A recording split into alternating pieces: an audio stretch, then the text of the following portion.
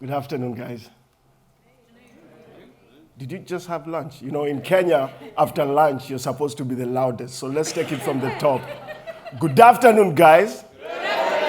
That's more like it. Thank you so much for this opportunity. I feel honored to be speaking here. I'm a bit nervous because it's such a beautiful venue and beautiful people. They say in the book of Proverbs that your talent will bring you before great men and women. So thank you for the greatness and for your time and for joining me after lunch. On the screen right now, ladies and gentlemen, is really first things first. I want to make a disclaimer. I stand here because I stand on the shoulders of other young Africans who are not able to have this conversation with you. I consider myself a bridge, and the idea behind it is I'm communicating on behalf of an ecosystem and a community. And there's one message that is extremely clear, that the media hasn't been communicating the real stories about Africans. And before you is an African who's going to speak for more than 1,000 voices. And I'm going to tell you that we imagine a future where Africans are not just consumers of technology. Now, there's a bad joke that goes around that the only thing Africans understand is consumption. Yes, if someone laughed, I'd say you have dark humor. But in this case, we talk about that Africans want to change that asymmetry with technology. We want to be not just consumers, producers, innovators, and inventors of technology itself. Now, I represent a beautiful city called Nairobi. How many of you have been Nairobi? Oh, beautiful. Fun fact about Nairobi, Nairobi is the only city in the world that you can actually have this sort of juxtaposition. That you can have giraffes. This is called a tower of giraffes. When they are moving, they're called a journey of giraffes, right? So it's the only city in the world, arguably, don't hold me to that, but arguably it's the only city in the world that you can be able to see this. But what's so special about Nairobi, I am a byproduct of this beautiful city. But what's so special about it is something called the Silicon Savannah. And I want to talk about not just my company as BlackRhino, and I'm going to introduce myself, but I want to talk about why I'm a byproduct of this beautiful city. Now, back in 2000, the government, at least was working then, FYI, the government made a conscious decision that they are going to partner with the public sector and the private sector to have some form of internet penetration in the year 2000. So the government made a conscious mandate to have internet distribution within the East African region. And what happened was, when the internet became democratized, they realized that there was two things that were happening in Nairobi. Number one, in 2000, there was a spirit of young people that wanted to learn. And the internet was a gateway to information. It democratized access to information. And then the second thing was that apart from accessing this information, they had the energy and the zeal to be able to forge a destiny with them. So when I say Nairobi and the people who are from here, by the way, I don't live in a treehouse, just FYI, this is really our city. And what happened is in 2010, there was a mushrooming of different institutions that were building communities of practice around supporting. So what happened, for instance, was an organization called iHub that started in about 2015. And what iHub presented, it presented an opportunity for young people to come into a space and start building communities of practice around technology itself. Then all of a sudden, we started exporting technology. So because of that, and we have the industry right now has over 200 startups with huge funding getting into Nairobi. And this is simply because we didn't call ourselves the Silicon Savannah. It's because of all the innovative work that's happening there. I am a byproduct of the Silicon Savannah, ladies and gentlemen. My name is Brian Afande, but you can call me Mr. French because I do not have any business running a business. And I want to be very clear. My background is in music as a DJ and marketing as a brand manager. And one day, I walked into a shopping mall and I survived a terrorist attack where 70 people died. And I walked out of there without a scratch. And I realized that one thing was absolutely clear for me in my life is that I need to start something that would live beyond me. So I co-founded a company called BlackRhino VR. We see ourselves as agents of change, accelerating the adoption of extended reality technologies. And by the way, just because I graduated from a very, very prestigious school called the School of YouTube Premium, minus the ads.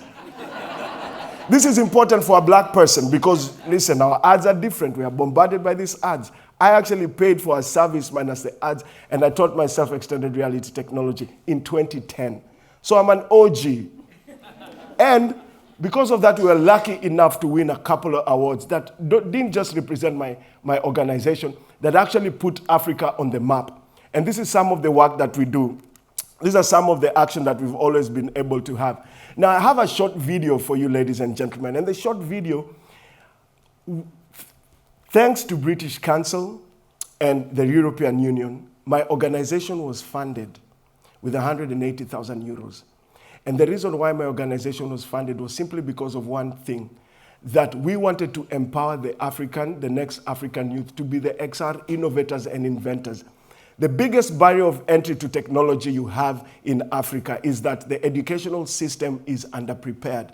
The skills that are acquired in institutions of higher learning are not the skills that are required in the market, and you would attest to that. But more so, what happens is certain barriers to entry. We have psychological barriers, technology anxiety. The first time I put a VR headset on my grandmother's face, you know what she thought? This is white man's juju. She was dumbfounded. She could not understand that technology itself. So what we did is, our mission and vision is really galvanized around the 4 Ds, which is to demystify immersive technology, to democratize, to deploy, and to build it using our design principles of human-centered design. So we built a platform that allows young people to access and build augmented reality without code. Welcome to the Silicon Savannah, where real and virtual life is constantly being blurred. A revolution is happening. It's time for young Africans to arise. Welcome to the era of augmented reality, where innovation knows no bounds.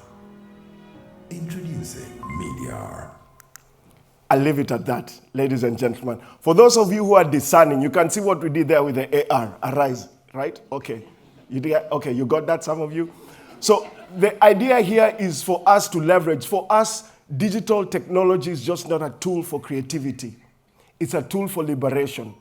And if the mobile phone has led to social progress and economic empowerment, we decided to actually give young people the skills to build for the future.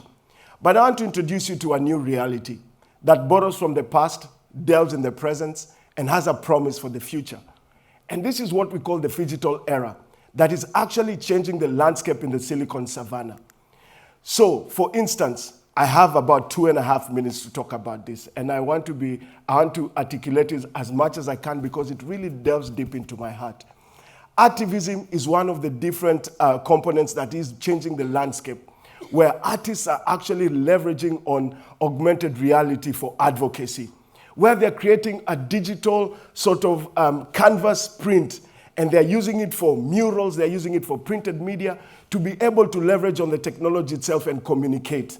And the idea behind it is for us to be able to lower the barrier to entry so that artists they're able to leverage on this technology to create differentiated experiences, but also create a digital footprint and a digital community just by scanning a mural, and there's all this information that happens.